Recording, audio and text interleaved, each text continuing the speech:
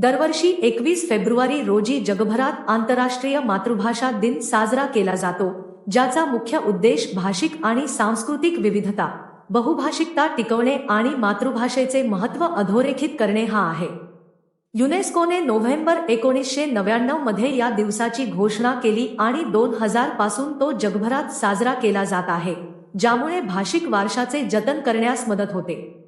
आंतरराष्ट्रीय मातृभाषा दिनाचा उद्देश मातृभाषेचा सन्मान वाढवणे, बहुभाषिक शिक्षणाला प्रोत्साहन देणे, जगभरातील सांस्कृतिक आणि भाषिक विविधता टिकवून ठेवणे, आपल्या मातृभाषेबद्दल अभिमान आणि जागरूकता निर्माण करणे, लुप्त होत चाललेल्या भाषांचे जतन करणे. आंतरराष्ट्रीय मातृभाषा दिनाचा इतिहास. या दिवसाची सुरुवात बांगलादेशच्या पुढाकाराने झाली.